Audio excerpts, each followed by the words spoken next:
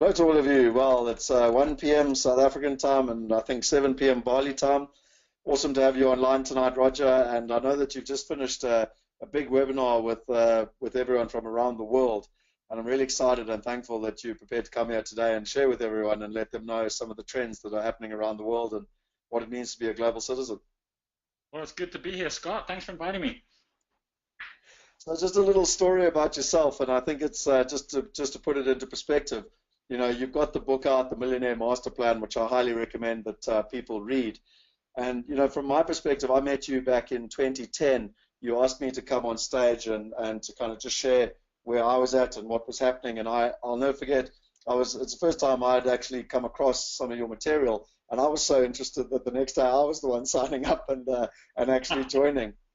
And, you know, I always joke with people. I've done a lot of coaching in my life. I've had the privilege of working with Tony Robbins and some of the best. And, you know, I often say to people, you know, you vote with your feet. And you and I have worked together for the best part of now 7 years. And I've learned so much from you. And I just, you know, I'm not blowing smoke or anything, but really for people out there, particularly in South Africa, there are a lot of kind of people that come from overseas and promise the world and then run away and people don't get results. And, you know, I just say personally for me, it's, you know, I've learned so much. And just to give people perspective, there's three major things that you helped me do.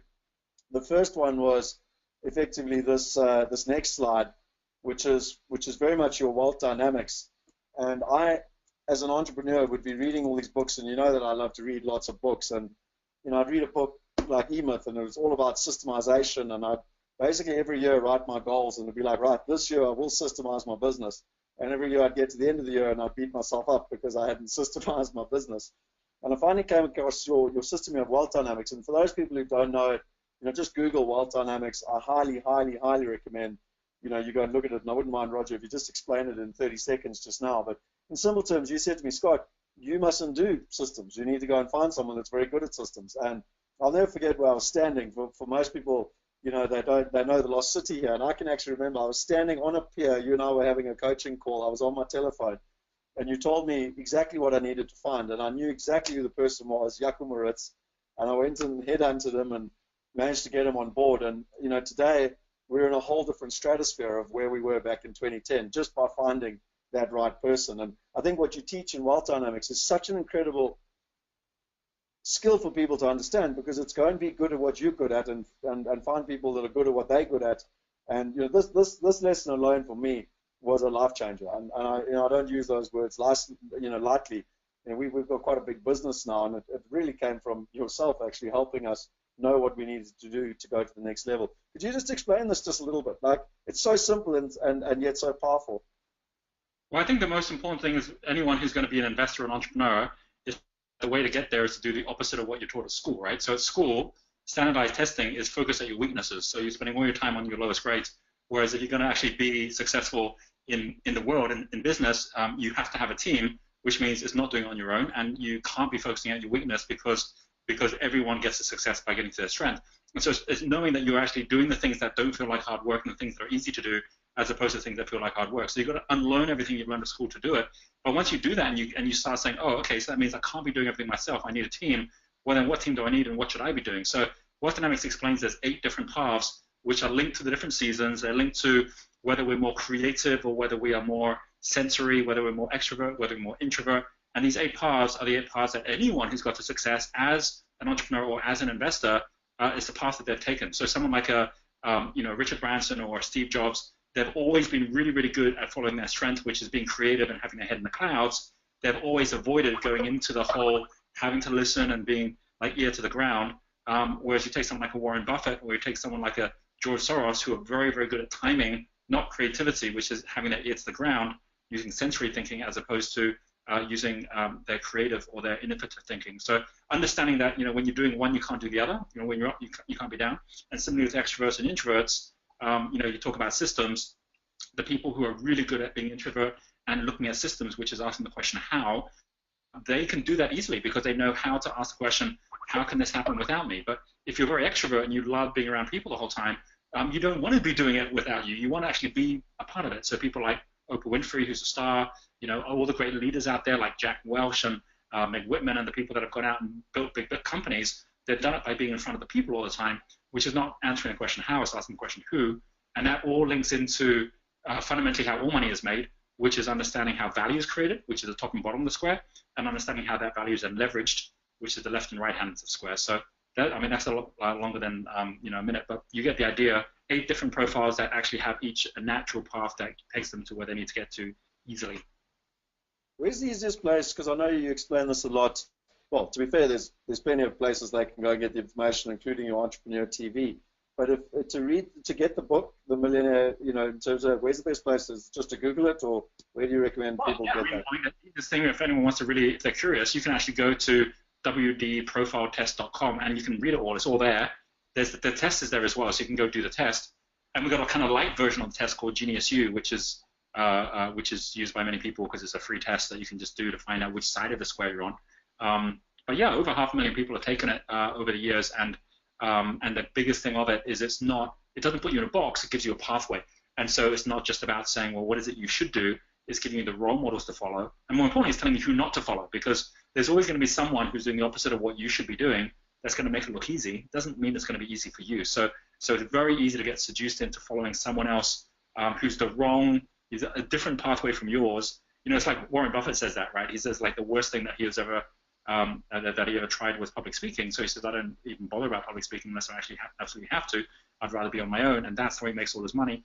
And just understanding that when you actually just be okay with not having to be great at everything and just double down on your strengths, it really does change everything. So yeah, you can go and have a look at that website, and then you can kind of like take the links from there to find out more about it as well. Cool. So just Kevin's kindly put that in the chat box for everyone, so you can just go and click on it. And obviously the book, The Millionaire Master Plan, really talks about it. And it's not just understanding what your right profile is, but it's also understanding what to do next, which I think is what Roger's talking about in terms of providing you a pathway. And I have to say, this for me is, just as a friend to everyone out there, I highly, highly recommend you go and test it. And one of the things I always say to any budding entrepreneur, no matter how old they are or investor, and particularly every kid, is go and do this. Like, find out what your greatness is, and then really kind of, because since you helped me get into the space in 2010, 2011, I think you would have seen a little bit of growth in me as well, because I could finally focus on what I'm good at and not kind of trying to do spreadsheets and systems, which I definitely wasn't put on this planet to do. So, and then the second thing you helped me, so I always say there's 3 major things. The second thing was you actually helped me get my book out, Property Going Global. And again, I didn't want to write a book. And I thought, what's the point of writing a book? Because at the moment I write about London property, by the time I've finished writing about it, it's over, over. And you said, no, well, write about the systems, write about the methodology, make it evergreen. And that really was a game changer for me. And today we've got the GPS system and GIDS, and it's endorsed by Clem Sunter and everything. So you were the one that really helped me with that. And the third one, which I've told you before, but I think it's quite important, is that I wrote my dissertation back in '98 on how technology was going to change the real estate, a property game, whatever you want to call it. And I never knew what the word crowdfunding was, but it was actually you that brought me to the concept of crowdfunding. Like, I wanted to use technology to change things, but you were the one that actually shared with me crowdfunding. And I'll never forget getting hold of Henny. And him and I had already been talking about creating a company, and he wanted to create an international property fund, and I wanted to do it, but differently with technology. And I remember getting hold of him and actually playing the soundbite back of the coaching call with you and saying to Henny, dude, I'm doing this like now is the time. And basically persuading him to get on board. And today Wealth Migrate is going places. And again, it started with that conversation. So I just wanted to put that in context for people, because a lot of people kind of just, I don't know, a lot of coaching, a lot of people, particularly in South Africa, are pretty disillusioned with international coaches and advice givers and consultants and whatever else you want to call them. So, I will make a distinction about that. I think is really important. There's a really, really big difference between teaching teachers and leading learners, right? Like like all the people I'll follow won't be teaching teachers who are people who say they're a coach or say they're a speaker, because those people, they make their money off coaching or speaking.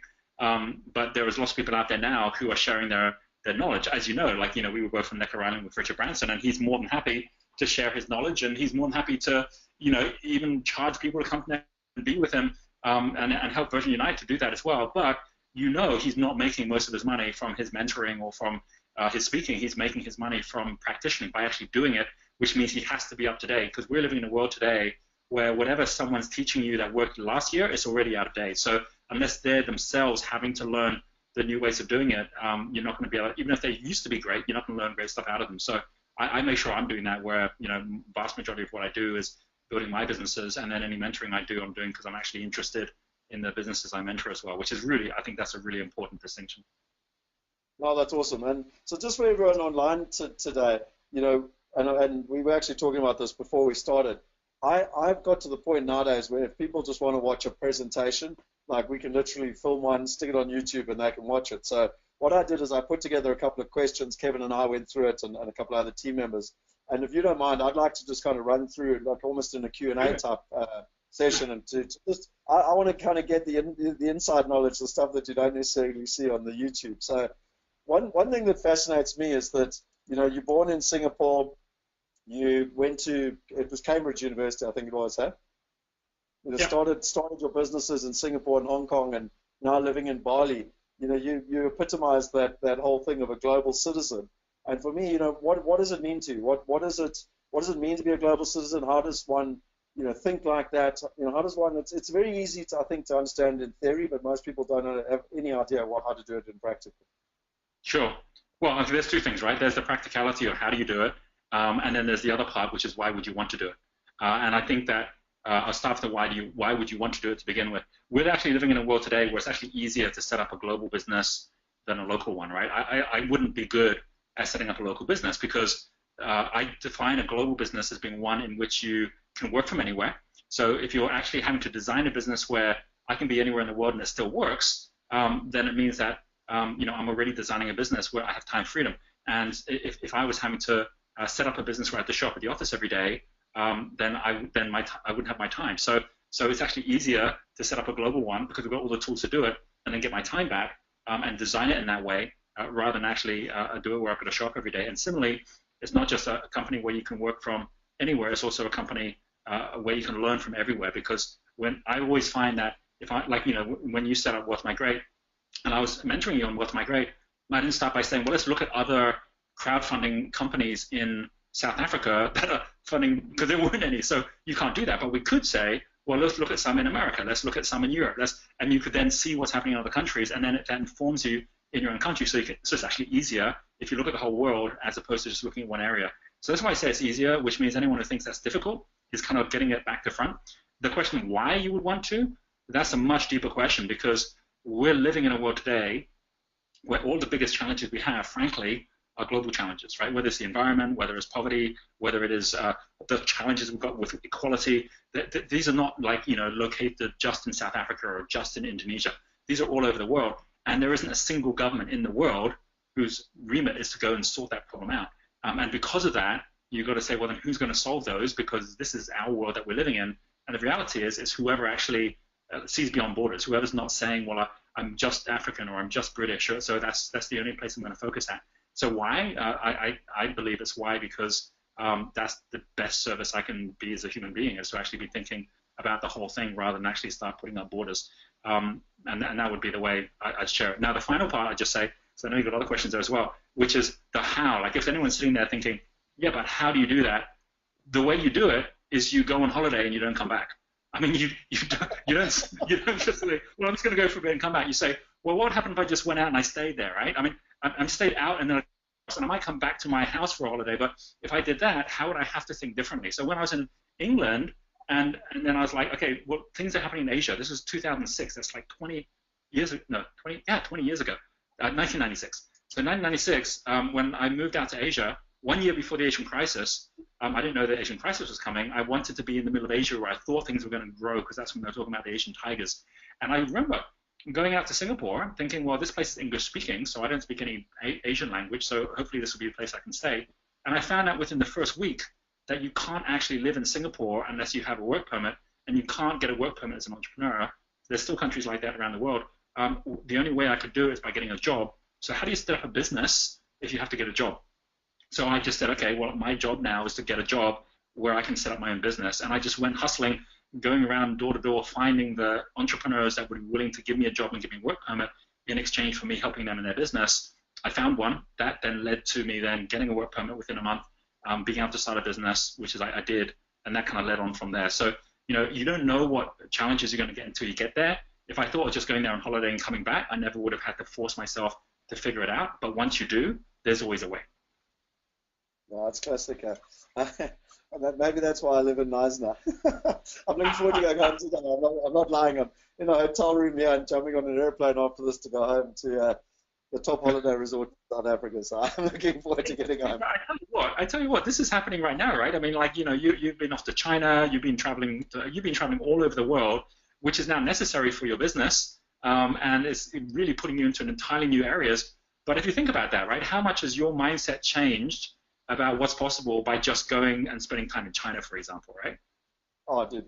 Like, I mean, look, safely, for me, China is the greatest opportunity I've seen in my entire life. And I tell everyone that, anyone that's prepared to listen. I mean, it's just unbelievable. I even joke with people, at a very simple level, we did a small event in Beijing, small being 8 people. And in 8 or 9 years of doing presentations in South Africa with little feedback forms, I don't think anyone's ever ticked the box that they would invest $1 million. Like, we've had quite a few people invest $1 million, but they never ticked a little box the first time they met you. And out of 8 people, 3 of them ticked the box to say they'll invest $1 million. Right. I mean, just to put it in perspective, the scale is just unbelievable, And I think that's the thing, right? The actual immersion of being in a place, experiencing that, seeing that. I think that, I mean, like, I'm making this call from our resort in Bali. I came out to Bali. We were living in Singapore at the time. At the time when we did this, which was well over a decade ago, we didn't have the money to buy, because, Indonesia, you have to pay cash. You can't leverage with mortgages or anything. And so if you're going to buy a resort, you better have a lot of cash. So we thought, okay, we'll come out to Bali and we'll give ourselves 5 years to figure it out, right? Within the first 2 weeks of being here, we found the resort. Within the first month, we were already in it. And until you actually go physically to wherever it is you're going to, you never know what's possible. And that was in my very early 30s. I have a resort in Bali, and it's like, how did that happen? And then when I started sharing with people, well, when I first got to the resort, we rented it before we bought it, and the cost of the rental on a resort, which is a beautiful resort with 17 bedrooms, is actually less than a 2-bedroom flat in Singapore. And when people go, what? How's that even possible? I said, I know, tell me. I had no idea either. But that's the kind of stuff which, until you actually physically show up somewhere and say, right, I'm going to make this happen, you don't need to know the how. You don't even need to know the who. You just have to have the what and the when. And if you have the what and the when, it's like, this is what I'm going to do, this is when I'm going to do it. And then you put yourself out of your comfort zone to do it. There's always a way. That's my belief. And I think belief is 9/10 of all of it in the first place. That's amazing. So the question everyone wants to know, Roger, and I've always been fascinated by you. You're always at the front of the spear and the curves, etc., of different trends that are happening around the world. And one thing that I think most of us have a problem with, all of us actually, is information overload. You can go on YouTube, Facebook, there's millions of websites, but it's knowing which ones are the important ones. And often people get caught up in their day-to-day lives, and they miss those trends. I mean, literally, it can be anything from, when I was now just in Shanghai, and you see millions of people on the road, and they're all wealthy, and they all got cell phones, and it's like, I just sit there and I go, every single one of them will be a potential client. But my question for everyone online tonight, and one of the things that we really wanted to spend a bit of time on, and I know that you've actually just done a webinar, and we can share the link. I'll share the link with everyone. But what are some of the top trends that you're seeing around the world that people need to be aware of, that are going to impact them whether they like it or not? And if they kind of choose to focus on it, they can really use it to their advantage, and or it's going to disrupt them whether they like it or not, and it could actually be painful. Sure. Yeah. Well, I mean, this is one of the biggest. I mean, your point there is actually one of the trends, right? I mean, we have gone through a 10-year cycle, and one of the things I was showing in my webinar is the fact that every 10 years something kind of weird happens, which is we get to the number 7, right? Like, if you actually go back to 2007, that was the global financial crisis, and if you go back to 1997, that was the Asian crisis. You can go back to 1987, and that was Black Monday and the Wall Street crash, and you think, well, what's going on with the 7s that this happens? 7's meant to be a lucky number. But it actually is also something interesting that's happening in each of those years as well, because in 1987, when there was a Wall Street crash, that was also the time when Forbes said, hey, there seems to be this new phenomenon of global billionaires. Let's set up a global billionaires list, and that was the beginning of the global Forbes list. In the same year, you had the crash. 1997 was when people started recognizing the internet was something that was going to take off, and suddenly you had like the Netscapes, and you had the AOLs all start, and Amazon all start. And similarly, 2007, which is when we had the global financial crisis, happens to be the same year that the iPhone got launched. and no one would have imagined that 10 years later we're all accessing the internet via mobile. So there's no question in the next year. I mean, we already see it. I mean, anyone who's listening who's got money, you know how much more uncertain the markets are right now.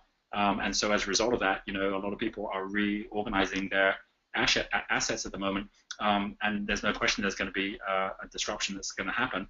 And then at the same time, you've also got a pretty massive shift that's happening on platform, which is moving away from mobile. And it's moving towards touchscreen, it's moving towards virtual reality, it's moving towards sensors and connection to the internet, which has nothing to do with looking at a phone. And there's many people who already believe that by 2020, most of us won't actually even hold a phone. There'll be no reason to hold a phone any more than if I was to tell you in 1997 that within a couple of years you won't be having a pager.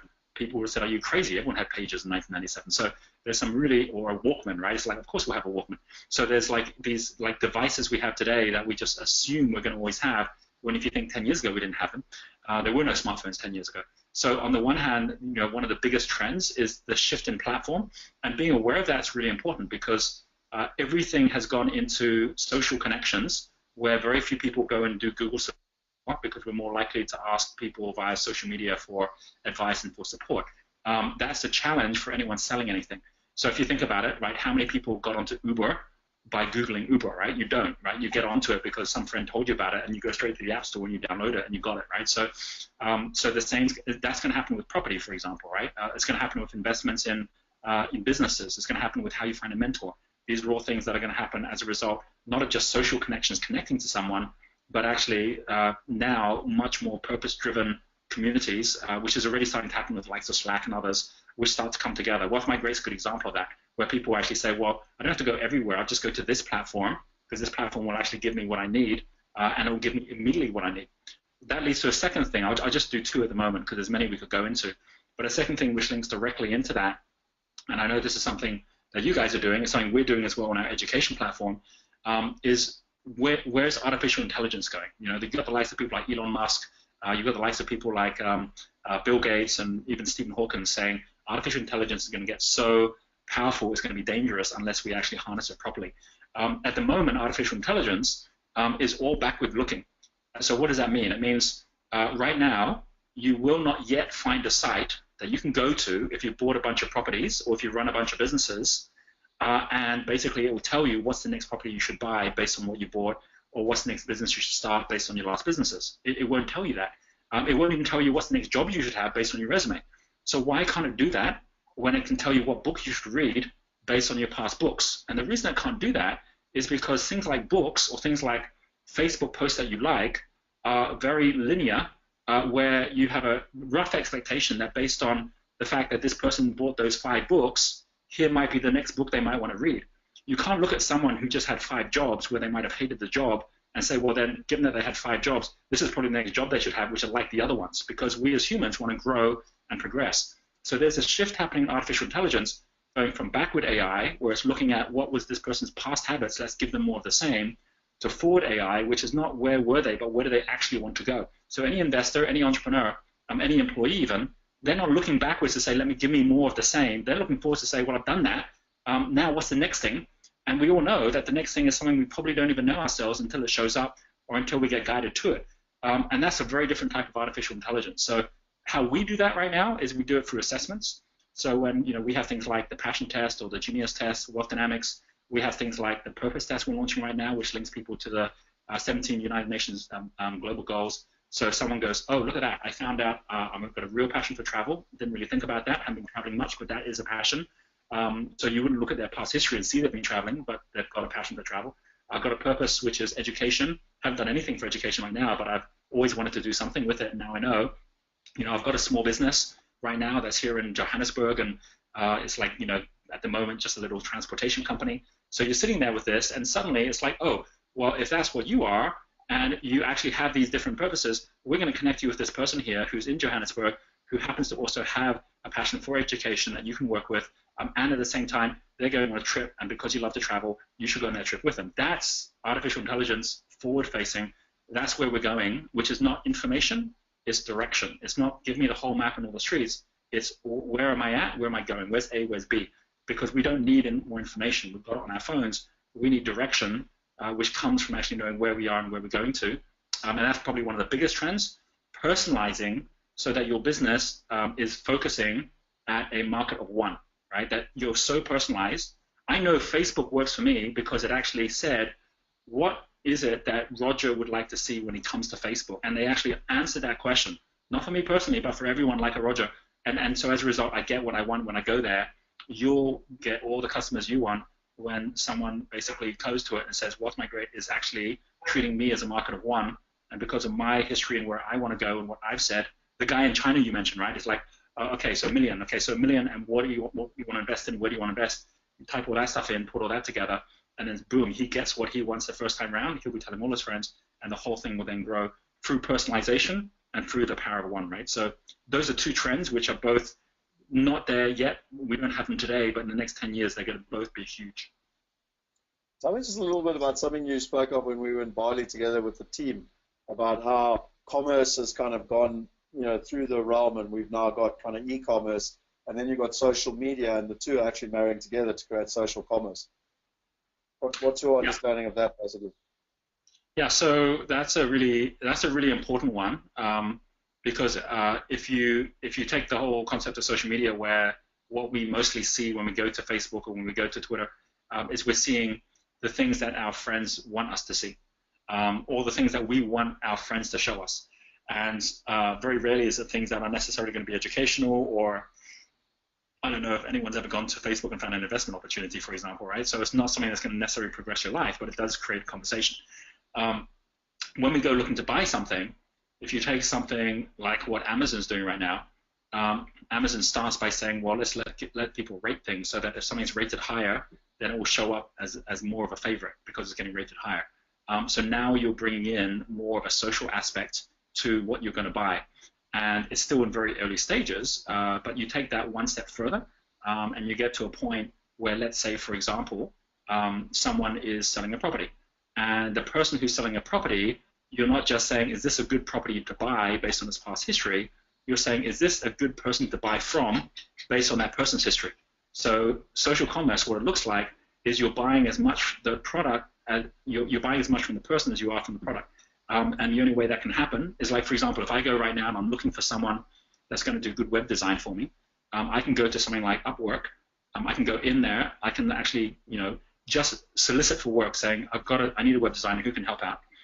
Or I might go into the people that can do web design, and I look and see, well, what's their past history? What have they done? And those are pretty standard things. But to be able to go in and actually now say, well, like, who's trusted the most here? Who's actually got the most ratings because they've actually done really good web design? And how can I look at people in my neighborhood or my friends who are actually rating the person the most? And who do they rate the most? And so you find discoverability through trust, where trust comes from people saying, this is who you should work with. And people, as a result of that, will then basically say, hey, you know what? There's a consequence for me not being a good person to work with. The property market, as you know, all around the world has the challenge with people that can just disappear off after ripping people off. And it's such a difficult thing for any of us who want to go and invest, because we know that it's as much to do with building trust with the right people. And building trust is very, very slow if you've got to do it over a long period of time from scratch. It's very, very fast if you can actually leverage the social connections of your people that you trust, and then you can very quickly find the other people as well, provided you've got a platform that allows you to do that. So social commerce is really the future because it allows us to accelerate our ability to do business, because it accelerates the whole process by which we build trust in the first place. No, I must admit, I really, when you explained that, I really, really enjoyed that. I think you might have already answered this next question. Why do you live in Bali? You mentioned it in terms of, how you got out there, etc. Is there anything else that you would share with people as to why you and your family chose Bali? Definitely. And just so everyone knows, the second place I've chosen is South Africa. Because what we did when we got to Bali and we had this vision of this resort is we turned it into an entrepreneur resort. So we run 2-week and 4-week iLabs, right? iLab is Bali spelled backwards, and it basically is an accelerator program where people come and actually redesign what they're doing with their lives so they've got a business that serves them. And we have people from all around the world that come for this thing. And when we started it, like, there's no way when we started we could have filled it up because, number one, Bali didn't really have good internet at all, and secondly, it was still expensive to fly here. But I just had this theory that as time goes on and connectivity grows, all the paradise spots in the world will become more and more accessible. And when that happens, why would someone sit in a city when they can quite easily move out of the city, even if it's just for a couple of weeks, and experience a place where they can be far more productive and just as connected. So that was a theory, and it's pretty much panned out that being here in Bali, we now have our programs where when people come for the programs, we see at least a quarter of the people who come end up living in Bali. They don't even go back. And that's because they realize that the cost of living is so low, the lifestyle is so great, their productivity goes up, their family like it more.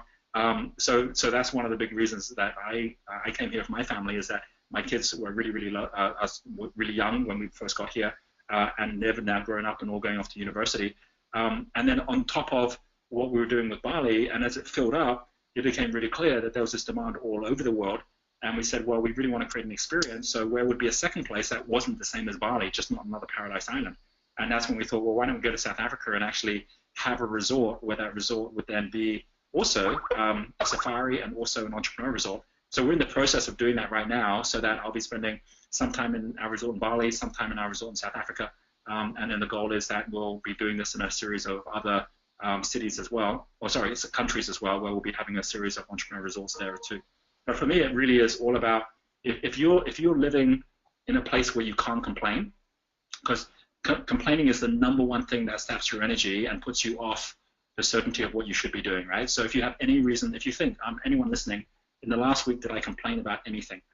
If you complained about anything, then you really need to change what you're doing, because you're robbing yourself of your true potential. And the only way to do that is to put yourself where you would be that there would be no reason to complain, right? So for me, that's Bali, right? I've got no reason to complain here. If I come to South Africa, I have no reason to complain there. When we first moved to Singapore, it was really interesting, because in Singapore, when we first got there, myself and Renata, and we just had Kathleen, our youngest daughter at the time, when we got to Singapore, we loved the place because we chose to be there out of all the places that were there. All the friends we had, almost without question, just complained about the place the whole time. And we couldn't understand why for a while. It's like, why are we complaining about this place? But then we found out why. It's because most of them got positioned there as an expat in a job where they would say, well, I wouldn't be here if it wasn't for the job. And that's when we realized how important it is to never put yourself in a situation where you become the victim. But there are people, by the way, in South Africa, I'm sure there's people listening who actually complain about South Africa, right? And the people that we came in February, and we brought a whole bunch of people from around the world who just love South Africa. And they're like, how can people complain about this place?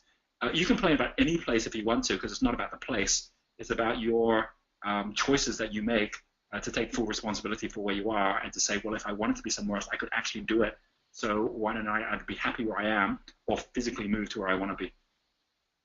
Yeah, look, I have to say, after 3 weeks in China, getting home on Sunday last week, to just have space and freedom and take my son out on the boat to the beach, I was like, wow, you cannot complain about living in South Africa. And the fact that our lifestyle, in China would probably cost about 50 million US. So I think you might have even alluded to this question. We preempted a few of these actually. How do you build a global company? And I think you actually answered it. You said it's easier to build a global company than it is to build a local one, and also book yourself on a one-way holiday. I think that's one part of it. I think there's another part which is very important. And I think the second part, which is really important, is understanding that if you're going to be global, you have to be multi-location and multi-language. A lot of people kind of don't take that next step, which is multi-language. So one of the first things we did as we were going global was we had a partner in Japan, and then we had to figure out how do we do all of this in Japan and in Japanese, and how do we do all this in Chinese. But the moment we did that, we suddenly realized, oh my gosh, our sales have just gone up like crazy, because we have all these products like our assessments, and we have all these, like I'd show up at like an event in Tokyo and the room would be full, and you just suddenly realize, like exactly as you did, you go to China and suddenly there's these people that show up there, and you realize that perspective is the number one key asset that any entrepreneur or investor has to have. The biggest killer to your business or your investments is you get too close to it. And the only way to not be so close is to step back and to actually see things from a different point of view, and to see other options and other possibilities. And then you don't get so attached to what's going on, and you can actually see it a bit more logically and dispassionately, as you would when you look at someone else's business, and you can say, well, I can see how I could actually solve their problems right now. But when you're in the middle of it, it's very difficult to see that. So I think one of the most important things about the whole concept of being global is it immediately makes you think, well, I can't do it all myself then. A lot of people, they think, well, I've got to do everything myself, just because they're still thinking it all shows up on their desk or on their desktop. without realizing, well, wait, if I'm actually working in Japanese, I can't be doing this. I don't speak Japanese. So how do I actually translate what we're doing to another partner? Oh, that means I need to tell them now that we have a culture in our company. So what's the culture? I've got to tell them that we've got a mission in the company. What's the mission? I've got to explain what our brand actually stands for. Well, what does it stand for? The moment you have to explain who you are to someone else, you then end up articulating it in a way that's actually very valuable for yourself as well. So the key thing around how do you become a global company is you start by basically saying, well, how would I describe what I'm doing if I wasn't here? And that actually is one of the best things you can do in terms of actually detaching yourself from the company and building a team and building partnerships, which is all part of it as well. Most people, they think, well, I can't do it because I've got to do it all myself, without realizing, well, if the question was, how do I do it when it's not me doing it, then you can actually solve those challenges very quickly. No. There's a good question here from Anton. He said, what will the best global business to start in today's time with the least amount of money, and can you give an example of such a business? We are now living in a time where any business can be started and made profitable if you take the right steps.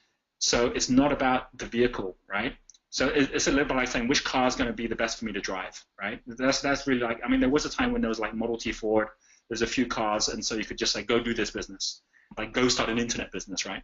But today it's like there's every choice. So saying what business is the best business to start is like saying, you know, what country is the best country to be in, or what company is the best company to be in. The number one company that you should be looking to run and to grow is one that you're really passionate about, and which is aligned to something that's meaningful to you, and that at the same time is going to give you the lifestyle that you want. That's the most important thing. And the very first place to start isn't with the product. It isn't with your location. It's by saying, who would be my perfect customer, that if that customer was showing up and happy every day, I'd still be happy to serve them because I love that customer, right? And if you start from that place to say, who would that be, then you can actually find that business very quickly. So I'll give you an example, right? So we had, someone who came to us at iLab, and she had a business in health, and she was really, she had some customers, she was just getting started. She said she wanted a lot more business customers in health, and she said, no, my perfect customer is someone who actually really wants to support their health, and that's my passion, that's what I want to do, but I can't make money out of it right now because I can only charge so much for my consultation time. And I said, well, it's not about your consultation time, it's about what kind of partner do you want to be. It turns out that she's a supporter profile. Supporter profile is someone who's very good with people. I said, so you shouldn't be trying to create a product at all. You should be connected to someone who's got a great product. So who out there could you think of who's got a great product that you can partner with? And then you can actually take that product and take it to your customers. So she worked that out. Now she's got a business that's growing really great. And it's all as a result of just asking the right questions to be able to actually move forward with something that's in your flow and that actually is naturally suited to you in the first place, rather than you trying to suit yourself to the business. That's very good advice. Is that Joe, by the way, or was it someone else? Yeah, that was Joe. I think I'm my worst client. With all the global traveling, I really struggle to eat all the healthy stuff and take all the right pills at the right time. So listen, just one that's I'm always fascinated by is how do you manage risk within this changing environment? Whether it's global trends, whether it's different countries, different businesses, how do you manage risk within that? I think there's I think that there is three different answers to that, right? I'll take the first like nuts and bolts answer. So the first nuts and bolts answer is just pure cash, right? I think one of the biggest things that have caught many people short in the last 10 or 15 years is they just ran out of cash. And that includes some people that actually have a lot of assets. There was a time when you could actually say that markets, capital markets, whether it's property or whether it's stocks and shares, that capital markets, even currencies, right? Capital markets were not as volatile as they are today. So while they'd move slowly. There was more signs that they were going to move. And then as a result, you could kind of prepare for them. And it doesn't mean people weren't caught short in the past. They have been. But there's no question people get more caught out now than ever. So the number of people I work with who are just like, at some point in the last 10, 15 years, they were just super successful and then it all just disappeared. And they were like, what happened there? And that happens because they didn't put cash flow first. So how do we put cash flow first in our business, for example? We start by saying, how do we minimize our overheads? How do we make as much as what we do outsourced? How do we make as much as what we do systematized? How do we do it so that we reduce the total amount so that if we don't bring in as much revenues, we're actually okay? And then once we know what that number is, how do we make sure we create that to be as automatic as possible? So talk about evergreen products, so like there's a very big difference having someone coming in and paying you once and having to go out and look for someone else paying you once, as opposed to having people come in and they're just paying you every single month. And so like understanding that all the most successful businesses today have got people paying them on a regular basis, and every time they find a customer, the lifetime value of that customer is longer. That's all about the strategy and model of your business, such that if we ended up bringing in no new sales in any particular month in any of my businesses, they'd still be fine, because there's enough ongoing cash flow to cover all the overheads anyway. So that's a mindset. By the way, that's a Richard Branson mindset as well. He started by saying, I don't ever want to get into a business where if we have a bad month, that's going to jeopardize the business. Too many people I know have not designed their business for preparing for the fact that that might happen. So they're preparing for the best as opposed to preparing for the worst. That's the first thing, which then frees up your time, right? The second thing, outside of the pure cash and the model, which is the first thing to get in place, the second thing is to make sure that I'm doing what's right for me. Because if I'm doing what's right for me, I'm not a liability to the business, which means every day has got to be the day as it would be, whether the business is going well or going badly. What I'm doing with my time is still the right thing with my time.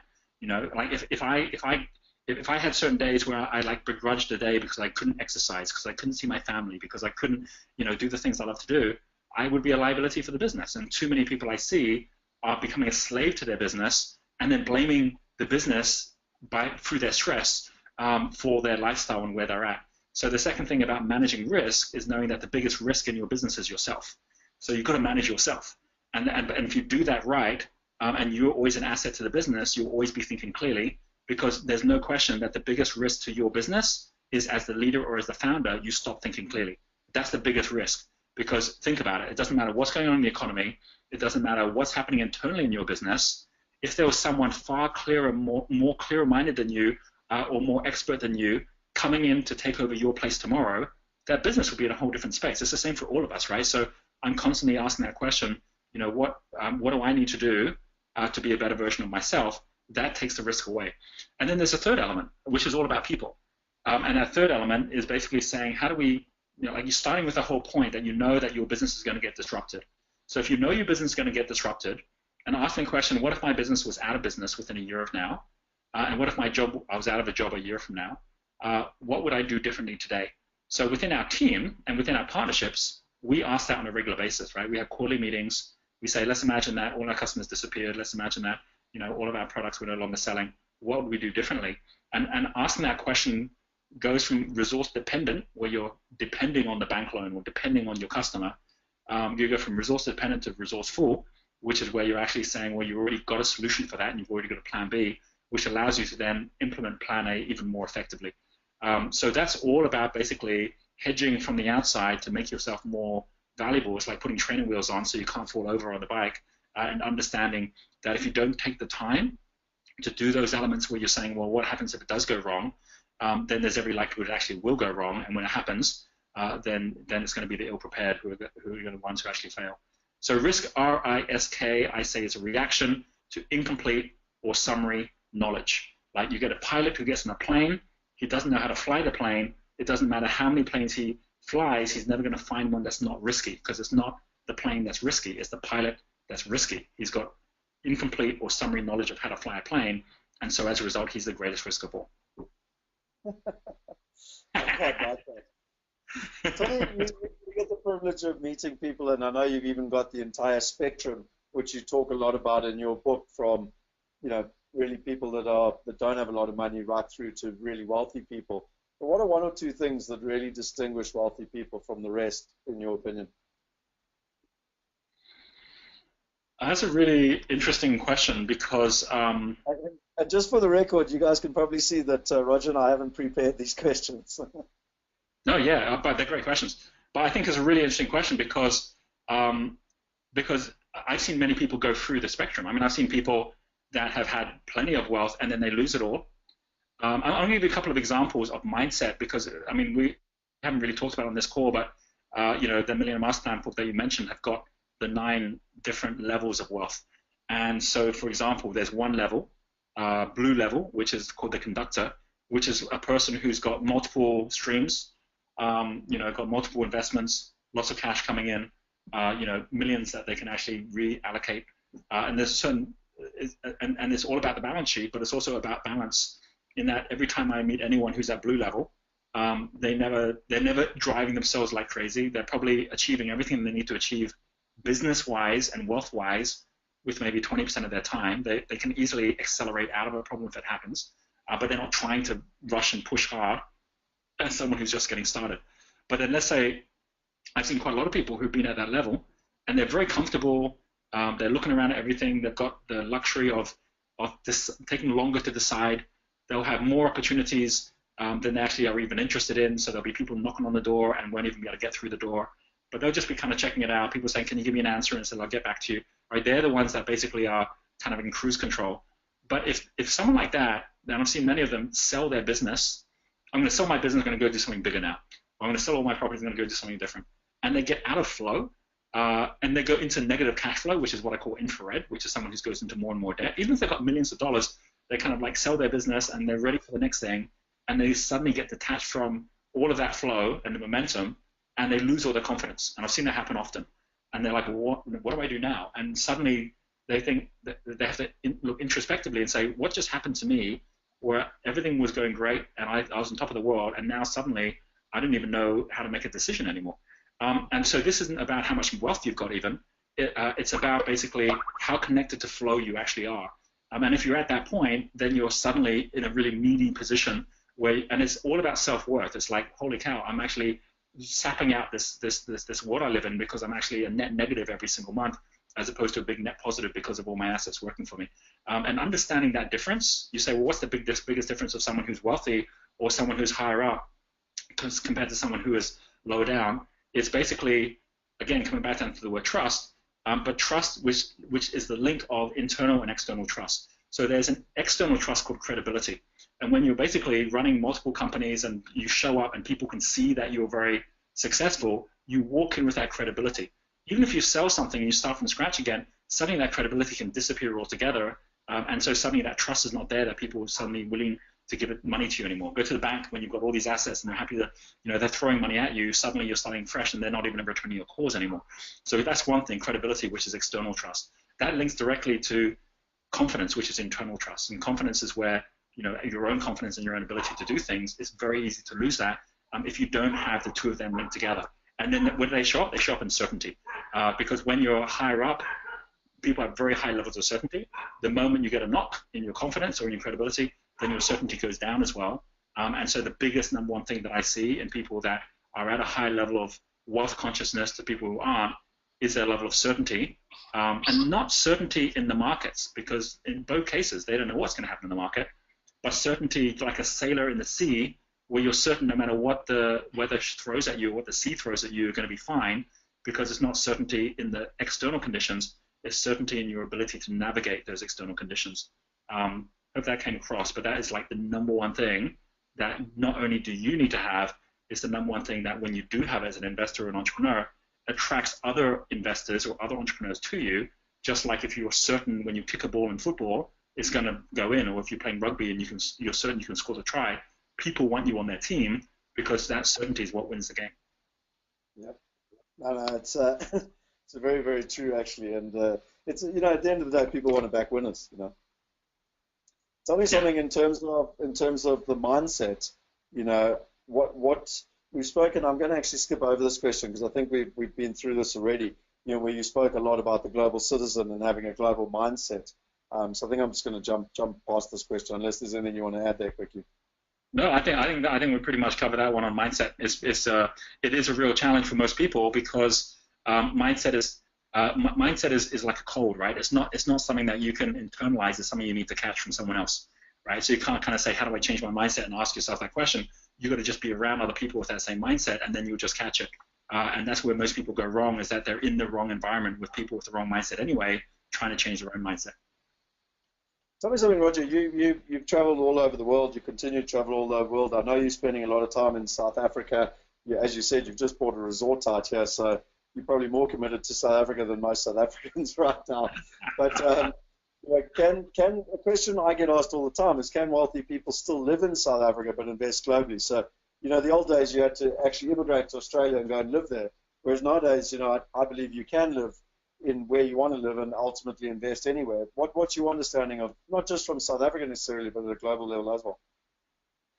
Well, it's getting easier and easier. I mean, like if you were to go back to the 1980s, or even, to be honest, like early 1990s, and you were in South Africa and you wanted to invest in the New York Stock Exchange, difficult to do. You'd have to basically go out there. You'd have to get yourself a broker. You'd have to make sure that you were around to sign the paperwork every time that you actually did a trade. Right? That are difficult times, and it would be impossible for you to do that, which is why you had all these localized bourses around the world. Today it's easy because you've actually got online exchanges which allow you to do that very, very easily. However, until very recently, you didn't have that for other asset classes. You didn't have it for property. It was very difficult to do that if you wanted to invest in startups, for example, around the world. That's becoming easier and easier. So it's really, we're in one of the most exciting times at the moment because you're taking all asset classes, and there are a couple of things happening with them. One thing that's happening with them is that you are seeing now all around the world new platforms like Wealth Migrate launching, which allows someone in China to invest outside. China has a lot more challenge with people investing outside China than people in South Africa have investing outside South Africa. Yet they're still finding ways to do it. So there's always a way once you've got the right platforms in place, and that liquidity and that flow continues to grow. And then there's other things which I'm not sure if we have time to go into right now, but we will totally transform the property market. You know, things like the growth of digital currencies and blockchain will change everything. And then they'll change things as much as Uber is changing. Uber and driverless cars is changing the entire auto market with the property market too. But as a result of that, you don't have to physically go to another part of the world to be able to invest. And with the likes of virtual reality coming, where you're going to be able to even go tour a house that you want to buy anywhere in the world, or tour an office that you want to actually invest in a startup anywhere in the world, it's becoming easier and easier to choose to live anywhere, including South Africa, and then be a global investor. It's actually quite exciting, and I look forward to when I see you face to face. I can show you just some of the stuff that we're doing on the digital side of things, and linking into what you mentioned with digital exchanges and blockchain. There's some really deep work and that our team is doing to enable that. So, exciting times ahead, I think. Absolutely. What is the best way to create wealth in the global economy? And I think, you actually answered this from Anton's question where he said, what is the best global business? But, I think everyone's always, particularly when they're in the emerging market, trying to figure out how to kind of create first world assets that create first world income. And I mean, you've very much strongly come across today in terms of focusing on cash flow. I always find the wealthiest people always focus on income, whereas the unsophisticated people tend to focus on capital growth. But any thoughts on creating wealth in the global economy that you haven't shared already? Yeah, very much so. I mean, I'm going to give you and everyone listening an example of this, right? So here's an example. I mean, when I came out last year to South Africa, I'd met up with a lot of investors as well as entrepreneurs, and people were saying, well, like things are tough in South Africa. The rand has dropped against the US dollar and so on. I said, well, it depends which way you look, right? If you've got a very limited network of people where everyone that you know all are victims feeling they're victims in South Africa, you'll miss the point that this is the very best time for people outside of South Africa to invest in South Africa. And I said, look, we're buying a resort in South Africa, and for us it's great, right? Like we get the resort on a 30% discount because the rand has dropped. So we're in buying a resort and we're raising the funds and we're putting it all together to get this resort. And then they're going, oh, but safari resorts don't make money. It's like, no, because we've actually got a model where we actually invite people from around the world to come out and actually be part of this. We control the cash flow. So it doesn't matter the resort that we're buying. If it's not full, we'll make it full because we've actually got the control on the flow in the front end. And so off the back of that, I then had people from South Africa who said, well, what will it look like? So I showed them the model and they went, oh, you actually are going to be able to make money from all of this. And I said, yeah, and look, we're getting investment in as well. They go, well, we wish we could invest in that. And we're like, well, you can invest in this. And he goes, well, we want our money to be out of rand. It's like, well, if you want the money to be out of rand, we're actually buying this as a Singapore company. It's a US dollar company. We've got a title on the lease that we're buying it on. As we buy it, you can buy shares in the Singapore company. So we can take our money out of South Africa, get it and invest it into an offshore company, and then invest back into cash-generating asset in South Africa. And I said, yes, and even more so, there are more people who want to come to South Africa than other places because the rand is cheap, which means that you're actually now really, jumping onto the entire entrepreneur and tourism market together. Now, that whole cycle could only happen because, and we've actually got quite a few South African investors now who are investing with us because of that cycle, but it can only happen because they are themselves connecting with people like us who are in different countries, who are seeing things from a different perspective. So what I said earlier, having a global mindset is important from the point of view of entrepreneurship. It's as important from the point of view of investing, because now here's a situation where we have people in South Africa investing in South Africa when they had already committed to themselves, we don't want to invest in South Africa anymore. But it's because of the model and the structure, which then makes sense to do it and gives them a better return than they could be doing on their own by just going out and buying property in South Africa. And understanding that model, which has nothing to do with South Africa and everything to do with understanding how flow works and understanding how capital can grow if it's designed and structured in the right way to minimize risk and at the same time to be able to support enterprise. So that's what I say in terms of what's the best way to create wealth in a global economy is not just have a global network of entrepreneurs you can learn from, is to have a global network of investors that you can learn from as well, where you're all learning from each other what's working, which you may not even have known was even possible in the first place. Oh, that's awesome.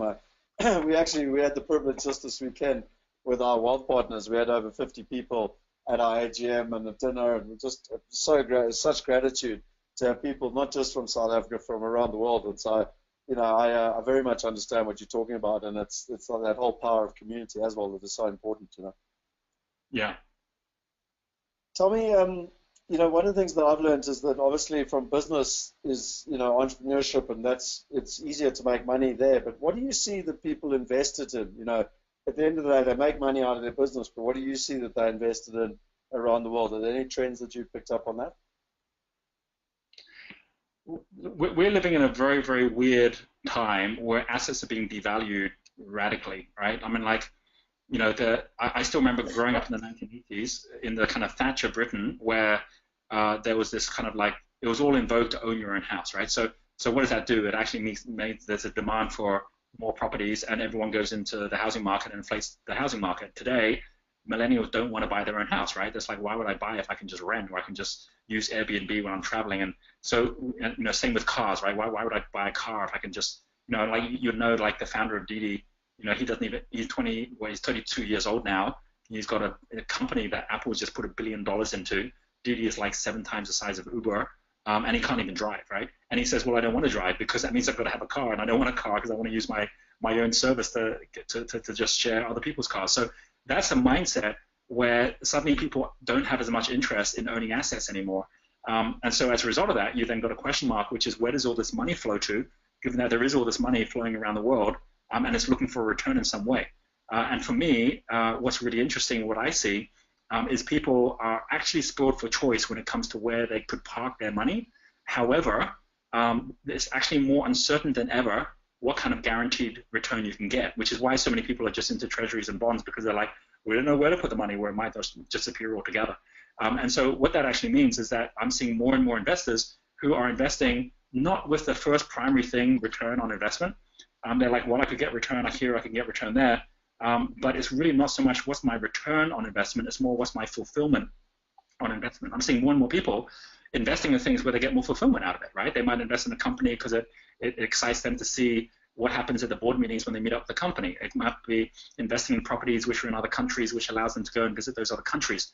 But there's certainly more than simply, what's the hard 10%, 15%, 20% I'm getting on my money. It's much more now, what's the experience I'm getting with that money actually going into those investments. And I think that's a really massive shift that's continuing. I don't think it's over, it's going to continue. And I think there's going to be people investing in things where even if they lose the money, they're actually okay with it because they've got a return just from the experience of actually putting the money into that. And I see that with a lot of venture capital firms. I've seen quite a few VCs who are loving what they do, and they're still yet to show a great return.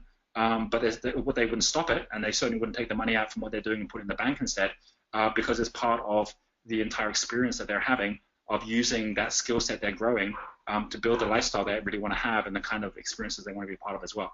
So I think that's going to continue. I look as much at what is fulfillment on return as I do as what's fulfillment on investment as I do as what's return on investment. And I think that a lot of people listening will resonate with that as well. It's not just investors doing that; it's also entrepreneurs doing that. Entrepreneurs tend to invest their time more than they invest their money. So again, it's like, am I getting a return on my time? Isn't so much how much getting paid. It's like, am I getting fulfillment on my time? Am I actually doing something I love? And I see that's going to continue. And the fulfillment's not just in terms of your lifestyle or your passion. It's also what impact are you having in the world. And so I'm seeing a lot more impact investors that are saying, if I can put money towards something that's going to make a difference in the world, then I'm going to go do that. And it doesn't mean people want to lose their money, but it's less important how much like hard cash they make out of every dollar that they put in than it used to be in the past. Yeah, it's quite interesting. You introduced me to Picken, and I remember when we came up with the wealth movement actually in Bali with you on how we can empower 1 billion people, and he was like, I'm not interested, tell me how much return we're going to make on our money. And yet in America, we actually had a call just last week, and they weren't even interested in the pitch deck and everything. They were like, what's your purpose? Well, how are you going to change the world? It was just interesting, like the different mindsets, That's right. So where do you see opportunity around the world? You've spoken about, you actually dropped it in a little bit with entrepreneurship and tourism and stuff. What are some of the opportunities you see sitting around the world at the moment? For me, I think there's a number of different areas where opportunity is growing. Frankly, Africa together with Asia are the two areas which already you can see from the projections are going to be growing the most rapidly. And it's very interesting because I remember when people were saying that about Asia in the early 2000s, around about the kind of dot-com bust time, and I was like, what, are you kidding me? Like this place here is like, it's just still trying to recover from the Asian crisis. And but there's no question that at that point, if anyone was in Asia and starting a business, they'd be doing very, very well right now. And that's because there is this massive growth in both areas of not just what's going on with entrepreneurship, but also what's going on in connectivity, right? We're seeing that in Africa, we're seeing that in Asia. We're at 4 billion people, 3 billion people online right now. That's going up to 7. And about 90% of all that growth isn't happening in Europe or in America. It's all happening in the developing world. So that is huge in terms of geography, and all the more reason that those who are in South Africa should be looking at where the guy, not at everyone, because there's going to always be people that are having challenges, and definitely not looking at the government for solutions, but looking at where are the people that are the up-and-coming guys that are really making things happen, and go connect up with them, and you'll find amazing stuff happen. And I think the second area is always going to be where there's disruption, because where there's disruption, there's a shift from the old to the new, and it's really easy when you look at the old and go, gosh, like, take media, right? Media has totally collapsed in the last 10 years, and if you were still trying to hold on to your newspaper job, you'd be pretty unhappy right now. But if you actually shifted with the times, and as a result of that, are now basically, driving something new like Huffington Post, right? Then you're doing very, very well. So it's understanding what that shift is, and if anyone's sitting in the middle of a shift where you're on the wrong side of it, you can always shift to the other side. I'll give you a quick example of that. There's one of the guys that I met recently when I was in Melbourne. His name's Vaughan Clare. So I met Vaughan about 5 years ago, and when I first met him, he was at one of my fast forward events. He stands up at the event and he says, well, what should a person like me do, Roger? Because you're talking about all these great trends, and that's fine. But all of my experiences in mainframes, I'm currently doing a contract with the Australian Post where I'm putting in all their ERP systems. It's been like a 3-year project which is about to finish. No one's putting these ERP systems anymore, which means I'm pretty much out of a job and I'm out of a profession because this is all I've done all my life. And I said to him, I said, well, why would no one be using ERP systems anymore? And he's like, well, because people aren't doing payment through these big systems. They're doing stuff like what's going on with PayPal and what's going on with like mobile payments. They're going down that route. And I said, well, you've got the guys, they trust you. He goes, yeah, they trust me. I said, but you don't have the expertise in how to do mobile payments. He goes, no, I don't. I said, how fast could you actually get that expertise and actually be the leader in mobile payments? And it hadn't even crossed his mind, because he saw it as a threat that this whole new technology was coming his way, that he could be leading the whole thing. And he goes, well, you're saying I should be leading it? I said, no, you don't have to lead it, but you've got amazing technical skills that if you actually put yourself out there to the guys that are leading it, then they'll take you on. He says, how do I do that? I said, it starts by you being a leading learner. And what he did was he set up a blog page and he set up a Twitter post where he just looked for things every day which was to do with mobile payments. He started posting them in Australia on his blog and on his Twitter account. Within 4 months, he had the #1 leading mobile payment company that was raising like second-round funding contact him and say, hey, we'd love to speak to you because we've been watching your blog posts and your emails you've been sending through, and we'd love to find out where you're getting all your information from. He met up with them. He told them the story about how we'd moved from one to the other. They said, well, we're looking for a CTO right now. Do you want to come and join us? He joined them. Within 6 months, he's got shares in a business that's now valued at hundreds of millions of dollars in the industry that's actually disrupted his own industry. And so this is not about saying, well, my past equals my future. If anyone's getting stuck in a situation, look at what it is that's disrupting you. Don't hold on to the wave, hold on to your surfboard. because as someone who surfs and holds onto the surfboard can always get another wave, but someone holding onto the wave is always going to end up beached, right? And you don't want that. So the waves are getting bigger, they're getting faster. So get on your surfboard, which is what you naturally do well. What's your passion? What's your purpose? And then get onto the wave that's actually the one coming. And that way, immediately, you can actually get onto the right wave doing the right thing. So there are so many different, that's why I can't just say, here's the number one opportunity. You can take anything from property through to, solving the environmental issues, through to trade with China. You can take pretty much any area of the world, and there is a disruption going on in every one of these areas. And every one of them is an opportunity as well as it being a challenge. I love what you said about the surfboard and the wave. Growing up in Durban, what people also need to realize is that you don't sit on the beach and wait for a good wave. You actually have to paddle out to backline and trust that it's coming, and then wait for it once you're out there. And it's just, everyone always sits on the beach going, oh yeah, I'll go surfing one day when there's a good wave, but it doesn't work like that, because that's been known as a tsunami, and it lands on top of you. What would you recommend people do based on everything that you see going on, basically? What is one or two things that you think people should focus on? The number one thing is to be a leading learner. The number one thing is to know that what's going to make you successful in the next 2 years will be what you learn and who you meet in the next 3 months. If you think about things that way around, rather than saying, I need to rely on my past knowledge, my past expertise, my past contacts for what's going to happen in the next 2 years, if you did away with all of it, right?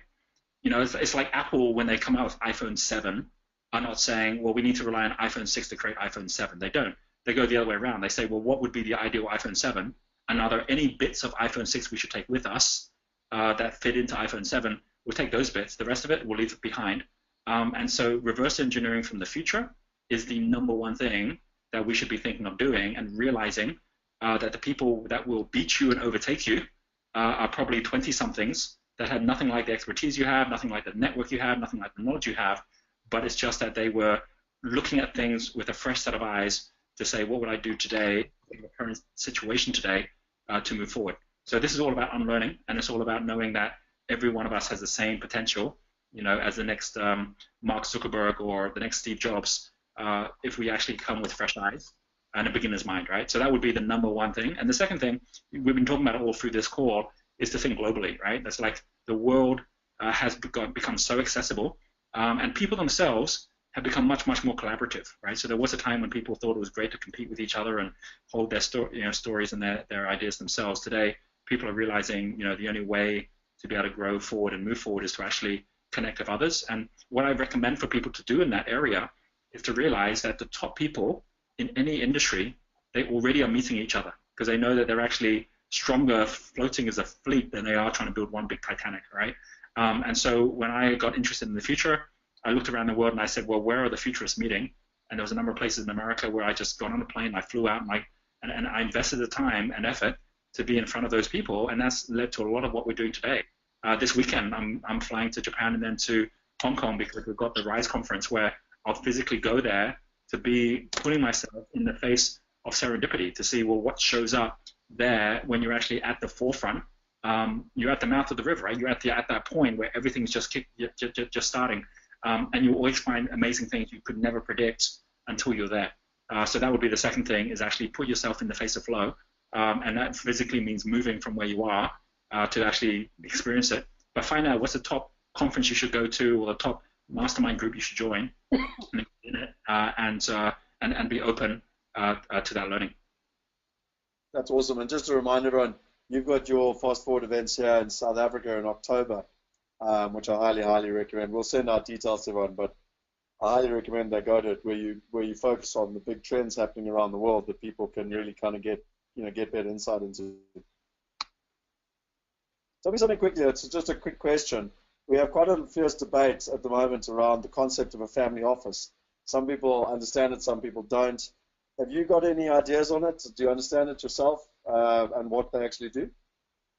I do from the point of view that Asia, and especially Southeast Asia, have got many family offices. So what in particular about a family office?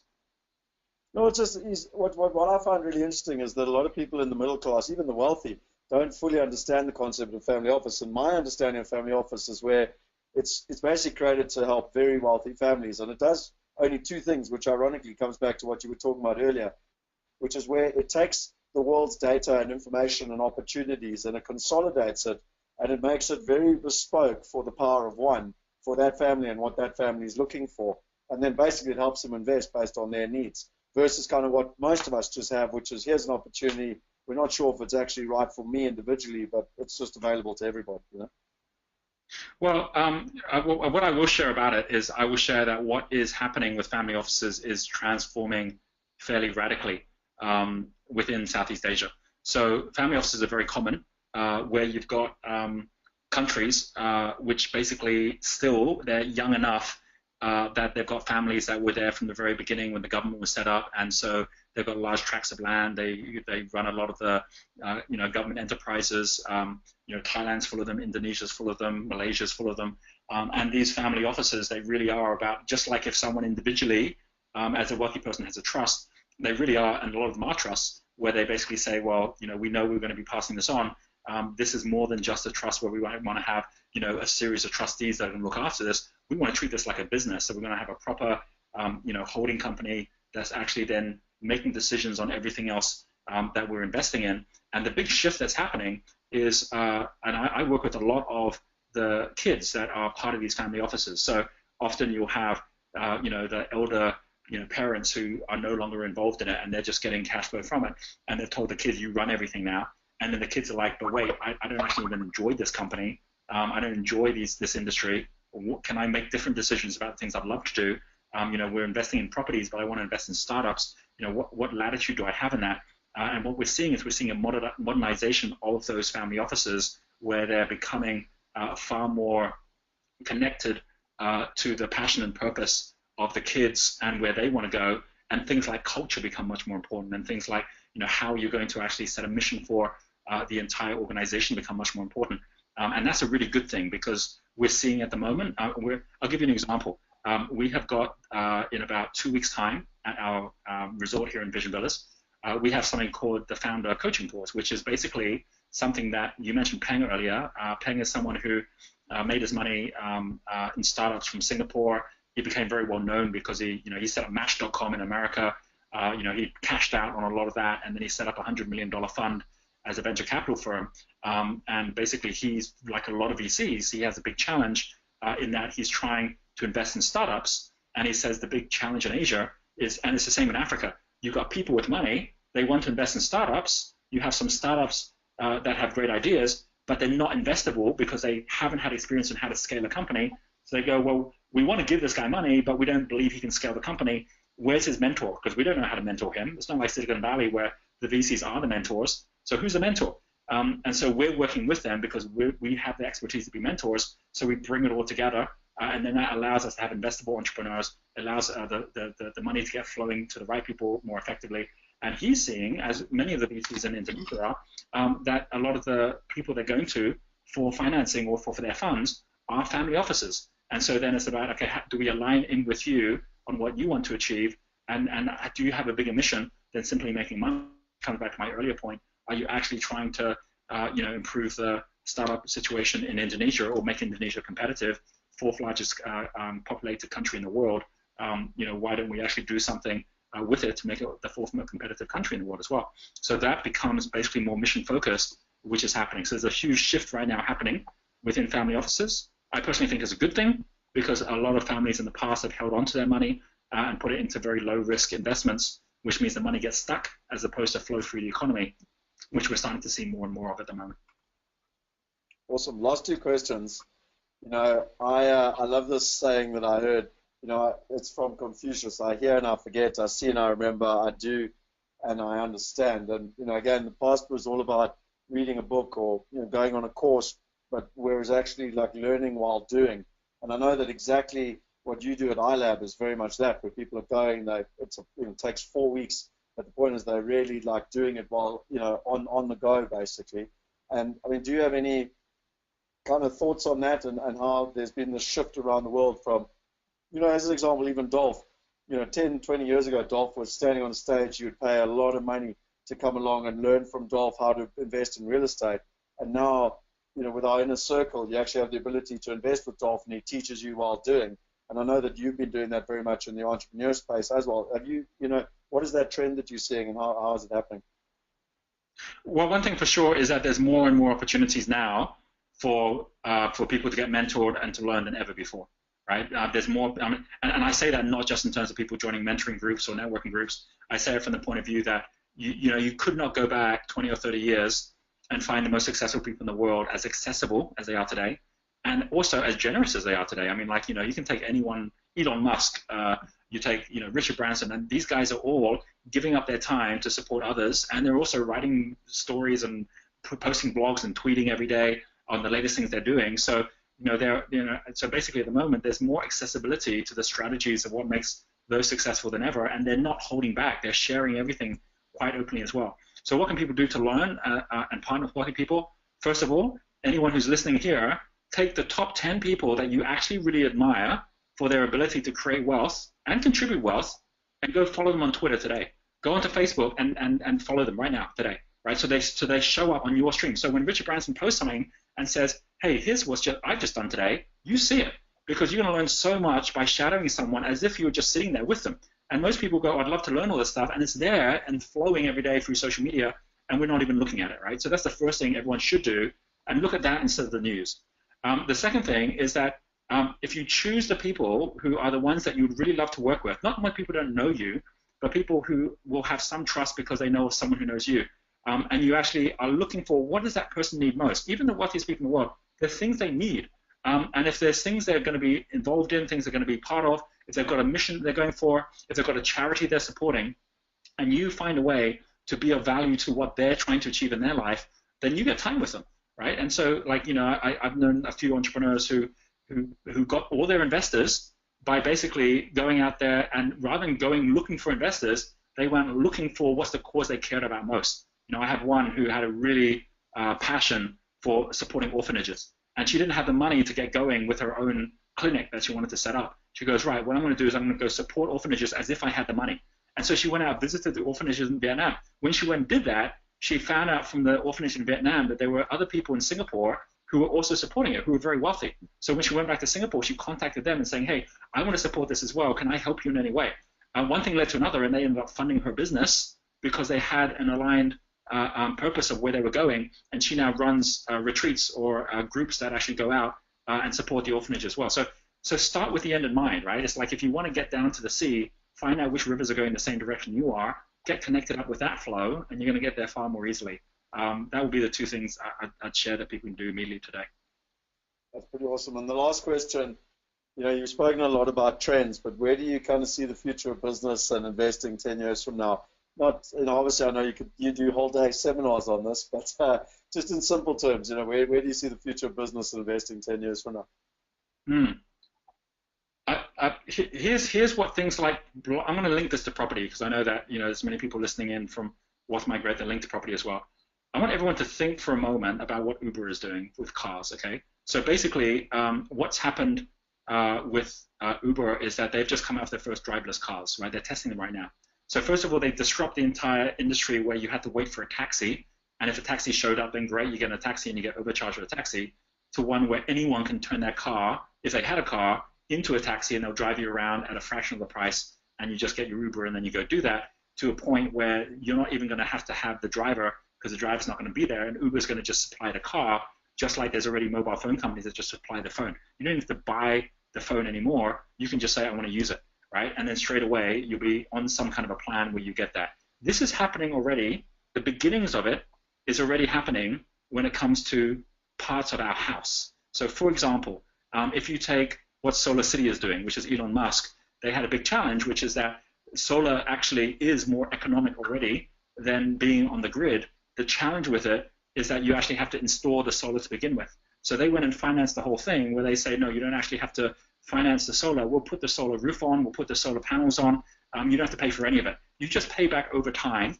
And it's effectively like rental, right, that you'll pay back over time. And if you wanted to move out and go somewhere else, you could do that too. With blockchain and what's happening with that, everyone's going to be able to do that, which means that the person manufacturing the doors will just say, I just put the door in, right? The property developer didn't even pay for the door. I just put the door in. It's got the little video thing on it. It's got everything like that. the people that come in and use this house, they'll just pay me every month, and then I'll eventually make the money back, and then I'll make some profit from that as well. You take every different component of a house and you go down that route, and you're no longer having to go and build a whole house in order for someone to live in it.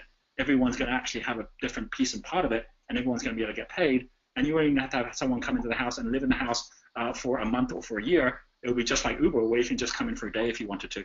Now, if you start going down that route where you've got an entire culture where no one's homeless, everyone's got a place that they can stay, everyone's thinking at a point where you don't have to physically own an asset, but you can own a percentage of the flow. You might own a percentage of that solar company, or you might own a percentage of that door company. But if you start looking at that, it's like, what's the future of business? The future of business is all the friction goes away, and every one of us can invest directly into the flow as opposed to the physical product. Can you imagine if we actually had to all physically go out and invest in all the cost of actually producing a mobile phone and all of that in order to just throw it away in 2 years' time, right? Or recycle in 2 years' time, right? None of it will be economic. But we don't do that anymore. We're already just tapping into the flow, knowing that whatever pieces of asset that we've got actually is not about the asset. It's about the utility of it and the ability that we can then access the internet and access all that other stuff, which this asset becomes a doorway to. Property will be exactly the same in the future, where people will be actually seeing it very, very differently. And if you start thinking about that's where things are going, then you'll think very differently about how much you put into assets and how much you actually look at sharing assets with others, which is what crowdfunding is all about.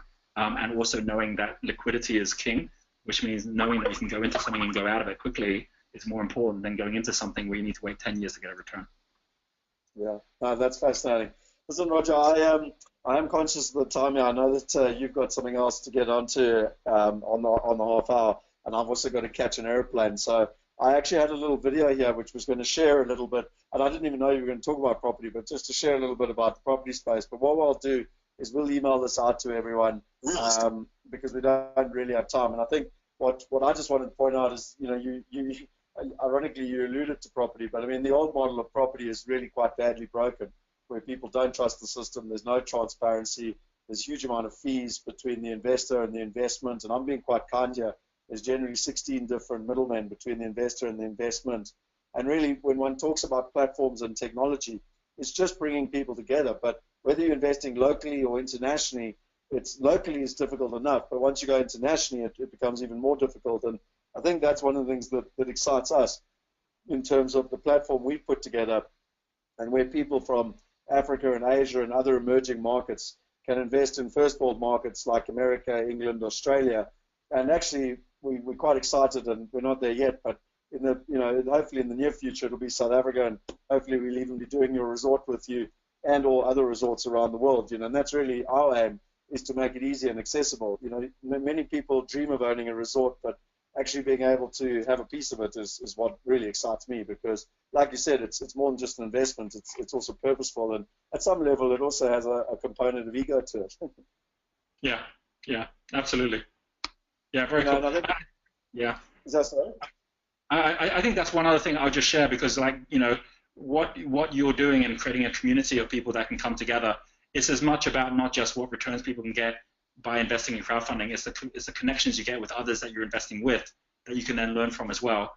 Because both entrepreneurship and investing are frankly pretty lonely pastimes if you're doing them on your own. And so I love doing anything collaboratively, because I get as much out of it by the people I meet and can connect with and learn from as I do from whatever is happening with my time and money as well.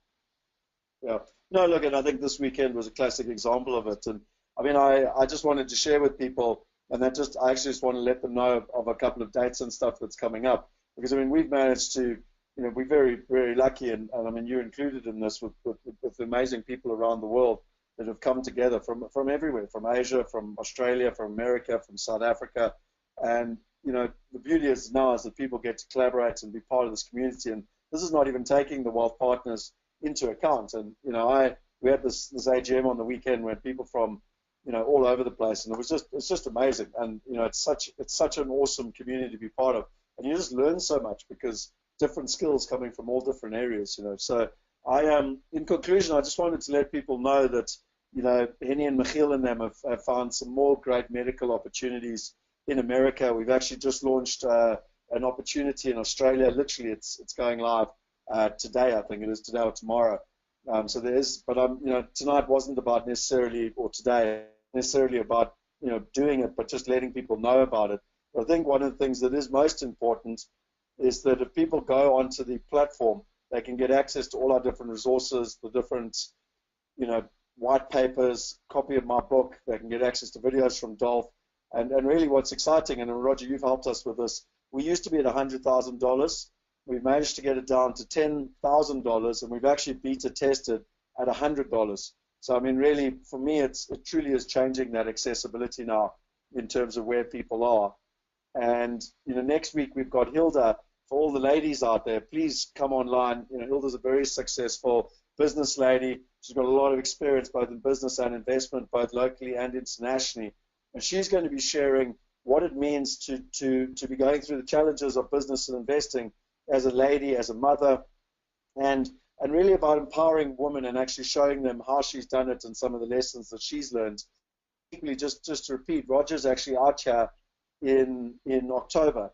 And, I don't know, Roger, if you're doing them around the country between Cape Town and Durban. I'm not sure, or is it just in Johannesburg for the weekend, or the fast forward event? Okay. So, I mean, we'll get those dates out to everyone, but I highly, highly recommend that people come along to that. And then just lastly, from my side, I'll be traveling around the country doing breakfasts on the 6th, 7th, 8th, 9th of June. And Kevin's already put it in the chat box. And then for our VIP clients and our wealth partners, we'll be doing dinners in Johannesburg on Monday night, in Durban on Tuesday night, and in Cape Town on Wednesday night. So if you want to come, we've got a very unique makeup. If you've been to one of our breakfasts before, I guarantee you it'll be completely different. A bit like what Roger said, he got me invited to Abundance 360. I've also been to South by Southwest, which Roger told me to go to. So I'm really also trying to share a lot of what's happening around the world and how that can influence people from an investment perspective and their knowledge perspective. So I think really, and then also just one of the guys also mentioned, if you want to join our golf days, let us know. We've got the golf days coming up. I think in conclusion, Roger, I asked you about the family office, and I love what's happening with family offices around the world, but yet at the moment they're only for very, very wealthy families. And I tend to say to people, why can we not put the power of a family office, take the wealth dynamics test and other tests like that, make them unique to an individual, and then help them know where to invest, but with the freedom and ease of whether it's their cell phone, their iPad, or as you said, in 5 years it might just be gadgets with AR. But really that's what we want to do, is put the best opportunities with the best partners in the world and put them in the hands of everyone. And so I just wanted to thank you very much, Roger, for your time. It's been awesome having you online, and thank you for sharing so much. I always learn so much, and so I'm sure that everyone else online has learned a lot, and I really appreciate it. That's awesome. Well, I think a big theme in this whole call has been think globally, and I think just Scott, the way you've done that and just gone out and that's a great example. And I definitely just as a final word to everyone, just really, really encourage you all to just surround yourself with people that are constantly thinking globally. And then again, like I said, it's like a cold. You're going to catch it. It's just a matter of time. But it's definitely worth it, because we're living in very, very challenging but also very exciting times. And being on the right side of that equation is a really important thing to be. Thanks a lot. Oh, awesome, man. Well, listen, good luck with your event in Hong Kong, and I look forward to catching up with you soon. And again, thanks to everyone who's been online, and I look forward to seeing you all in person, hopefully in the next couple of weeks. And Roger, I look forward to catching up with you in the near future. All right. Thanks a lot. Thanks everyone for being on the call. Bye. Bye then.